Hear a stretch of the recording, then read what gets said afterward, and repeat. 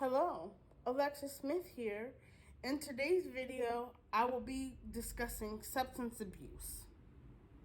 As a child, I always knew that my mother had a substance abuse issue, and her drug use was actually a result of my disability. And I always thought to myself, if you know that you have an addiction, whether it was drugs or alcohol, why not fight it? And if you know that you have an addiction, why put yourself in a situation where you would get pregnant? And the truth is, I don't know if I would ever have the answers to those questions. Because addicts, from my understanding, start using sometimes for recreational use or to have fun at parties or because they experience some kind of trauma and they want to use substances to be numb so that way that they don't feel any emotions about things that have happened to them in their lives. But it's natural to feel emotions. It's natural to want to cry or scream or be happy, but some people just don't know how to manage them.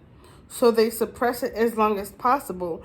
And the more you use, the more you get addicted. And if you get addicted, you cannot just stop cold turkey using substances because you will go that person will go through a withdrawal and possibly die if they don't seek medical attention.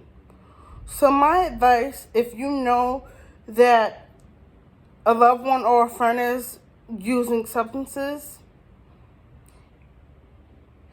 try to have a relationship with that person where you get to decide when you need to set boundaries, because sometimes addicts will ask you for money even if you are a teenager and they don't care if you are their child. They just want the money to get their next fix.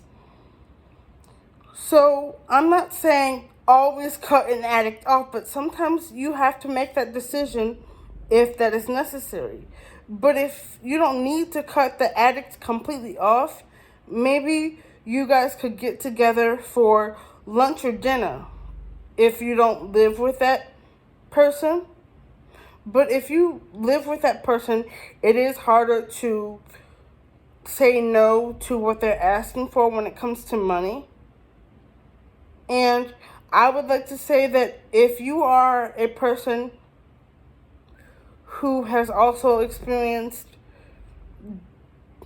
being around someone who was or is a drug addict and you're questioning your self-worth, you are worth it and you are worthy of love, and you could take the time to tell yourself that every day if you need to, and surround yourself with people who love and support you every day to keep your spirits up.